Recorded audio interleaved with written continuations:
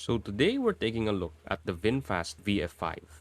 This is one of the smallest electric vehicles in VinFast's lineup, positioned as an affordable urban EV. Pricing in the Philippines starts at around 949,000 pesos if you go with VinFast battery subscription program. If you prefer to own the battery outright, the total cost goes up to about 1,109,000 pesos. Starting up front, the VF5 carries VinFast's one-of-a-kind design language. You get these wing-shaped chrome accents that stretch across the front fascia, which is something we've seen with a lot of VinFast models. Interestingly, the headlights are actually located much lower on the bumper, right here at the bottom corners. Overall, the design is quite futuristic and honestly pretty unique. The front end actually reminds me a little bit of a razor-billed bird. In terms of size, the overall form factor is actually very similar to subcompact hatchbacks like the Toyota Wigo.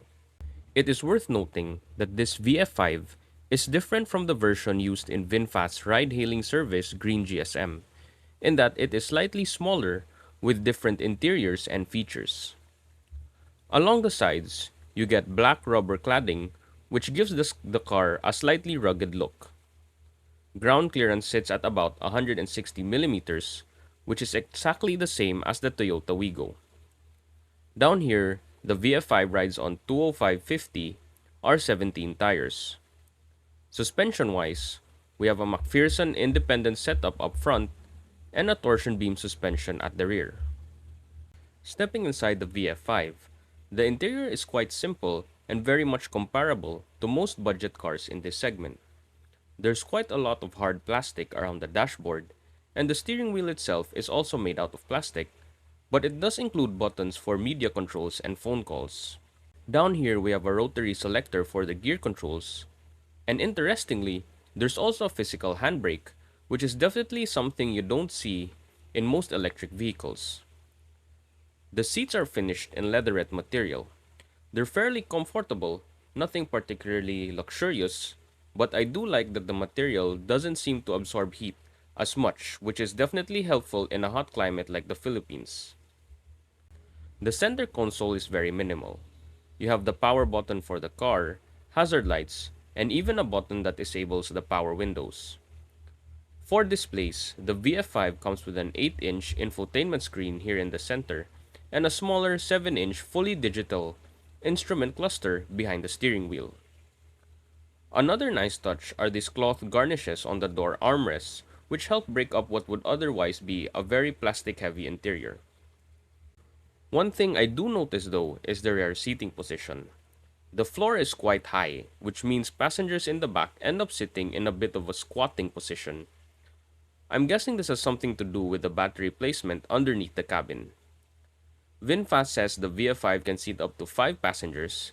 It is possible, but rear seat comfort might be limited for longer trips.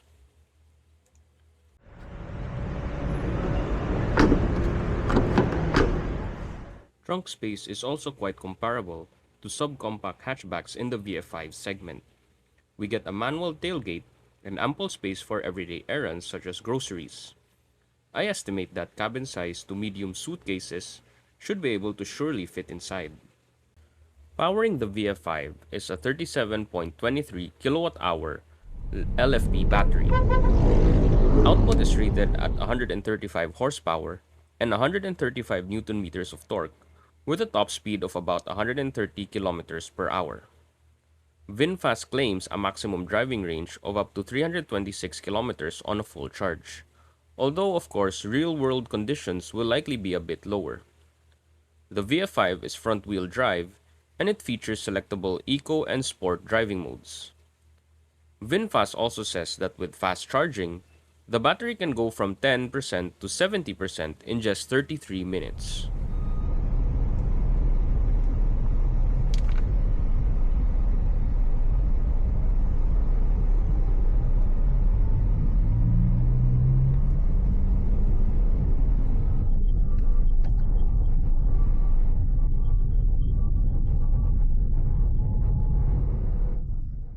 Initial acceleration is actually fairly calm for an EV. You do still get that instant torque that electric motors are known for, but it's not quite as aggressive as what you might feel in some other electric vehicles. Personally, I think this suits the character of the VF5 pretty well. Ride quality is also pretty interesting. Comparable to something like a Toyota Wigo or even a Vios, the suspension and shock absorption actually feels a bit more composed. That said, it still doesn't quite reach the softer ride quality that we've seen in some Chinese EVs like those from BYD. Steering feel is quite light, which makes the VF5 easy to maneuver in the city. The pedals also feel very natural and easy to modulate.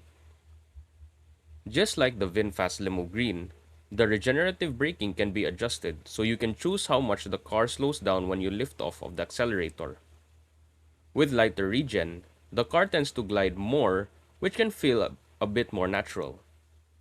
In terms of NVH, it's pretty comparable to a typical budget hatchback. However, the overall chassis actually feels quite solid. One thing I appreciate is that even over bumps, the interior plastics don't seem to creak or squeak, which is always nice to see in an entry-level car. With just me and the sales agent in the car, acceleration feels fairly quick.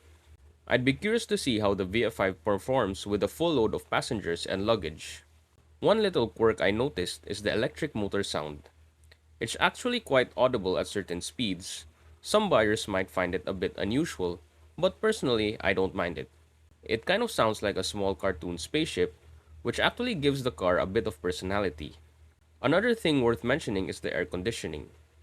It seems to cool the cabin pretty effectively even in the Philippine heat, which is definitely something buyers here will appreciate.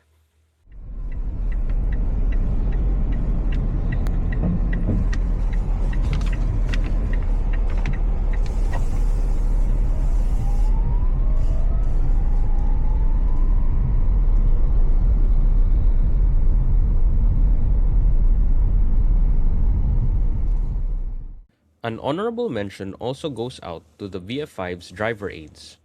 Aside from the backup camera, the VF5 also comes with blind spot monitoring and basic cruise control. It is worth noting that the VF5 does come with Apple CarPlay and Android Auto, although I was not able to test it out. Basta EV.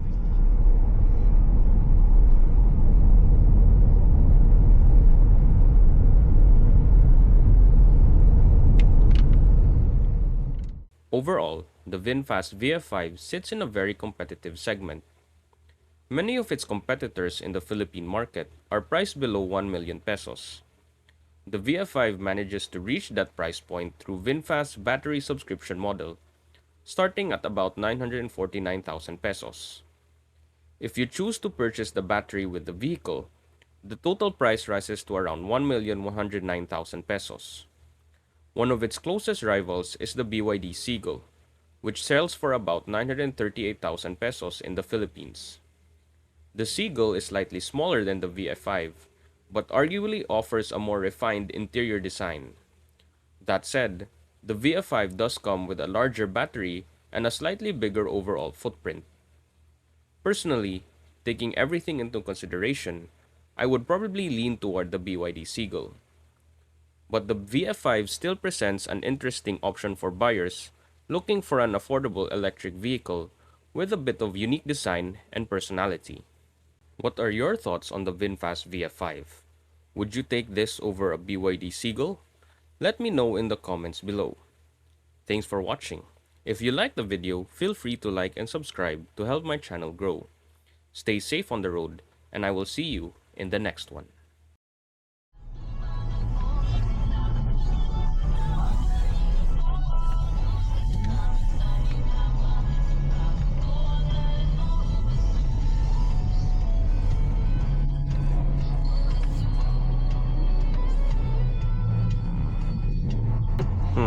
Okay. Saan ni pagkuan? Neutral. Neutral. Nya park. Kanilang no? Oh, nya pag off sa engine mo Oh, ra. na maura no. Ano. Lahi gid sila concept ang pa 5 lahi, limo, lahi. Ano. Ano lang Oh, kanila. ano ra. Simple as that.